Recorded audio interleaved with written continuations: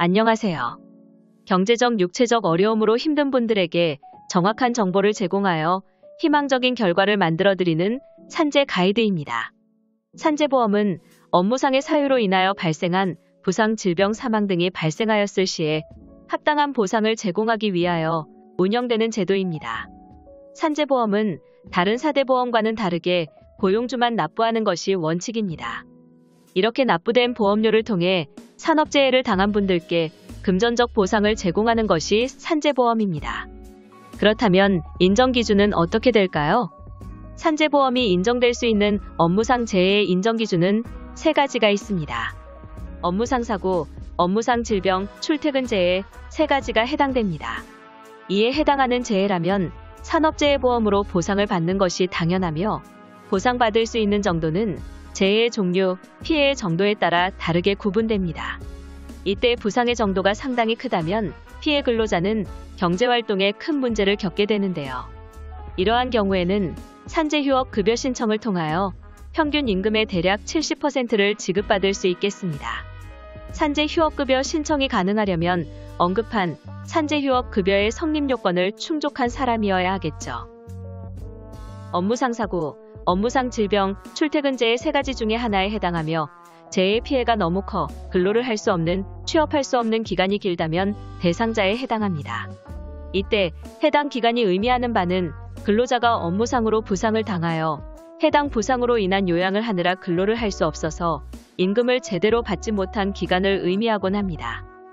또한 취업이 의미하는 바는 근로자가 산재사고로 인하여 요양을 시작하기 전에 수행하였던 업무뿐만 아니라 임금을 목적으로 하여 했던 모든 업무행위, 사업 운영도 포함이 된다는 점을 알아두는 것이 좋습니다. 이렇게 산재휴업급여를 신청한 이후에는 휴업급여를 지급받게 되는데요.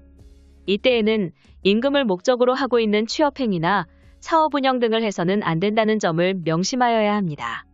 더불어 학생 근로자가 학업을 복귀한 경우에는 취업을 하였다는 것으로 간주하여 휴업급여를 지급하지 않습니다. 사업주가 사업을 하다가 다쳤을 때에도 중소기업 사업주에 대한 산재특례에 별도로 가입이 되어 있다면 휴업급여가 신청이 가능합니다. 이제 산재휴업 급여 신청 절차를 알아볼게요.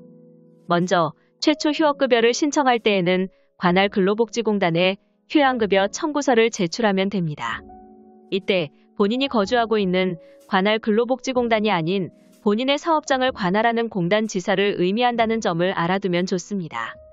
휴업급여를 신청하기 위해 제출해야 하는 서류로는 근로계약서 사본과 재해 발생 이전의 4개월 임금대장, 이전의 1년간 상여금 대장의 사본이 필요합니다. 이렇게 신청을 마치고 나면 관할 근로복지공단은 신청 이후 일주일 이내로 지급 여부에 대해 결정을 하여 산재 근로자에게 통지를 하게 됩니다. 만일 이 통지에 대해서 불만이 있다면 90일 이내로 이의를 제기하여 해당 통지에 대해서 불복한다는 의사표시를 하여야 합니다. 산재휴업 급여를 신청할 때에도 기간이 있다는 것을 아시나요? 상병을 진단받은 날로부터 3년까지가 휴업급여 신청의 소멸시효입니다. 따라서 해당 소멸시효 기간이 지나버리기 전에 휴업급여를 신청하여 혜택을 받을 수 있도록 해야 할 것입니다. 휴업급여를 신청하는 방법은 간단해 보이지만 나름 신경 쓸 것이 많으며 아픈 와중에 이것저것 해결해야 해서 복잡한 일이기도 합니다.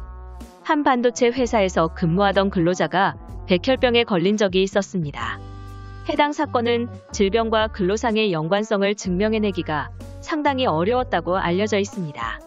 실제로 일을 하다가 암이나 질병에 걸려 치료를 하게 될 때에는 진료계획서 상으로 인정된 기간 동안만 휴업급여를 청구할 수 있습니다. 사실 직업으로 인해서 생긴 암의 경우에는 장기간 동안 치료를 해야 하기 때문에 다른 병들보다 요양기간이 상당히 깁니다. 따라서 주치의가 진료에 대한 계획서를 제출하고 이에 대해서 근로복지공단의 의사가 심사한 후에 휴업급여 기간을 판단하게 됩니다. 이때 휴업급여를 제대로 승인받기 위해서는 업무상의 이유가 있어서 질병에 걸렸다는 것을 정확하고 객관적으로 입증해야 합니다. 때문에 휴업급여를 신청할 당시에 업무와 관련성이 높다는 것을 제대로 인정받는 것이 중요하며 장애급여를 신청한 이후에 도움을 받기 위해서 초기 단계부터 철저하게 준비하는 것이 중요합니다. 업무와 질병의 관계성을 입증받는 일은 일반인이 혼자서 진행하기에는 상당히 까다롭고 어려운 부분이 있습니다. 때에 따라서는 전문적인 지식이 필요하기도 한데요. 이때 혼자서 해결하려고 하기보다는 정확한 정보와 노하우, 전략을 가진 법률 전문가와 함께 해보세요. 산재 가이드는 법률적으로 문제가 될 수 있는 부분에 관해 상세히 설명을 드리고 해결책을 제시하는 길잡이를 해드립니다. 항상 노력하는 자세로 의뢰인의 이익을 최우선하는 모습을 보여드리겠습니다.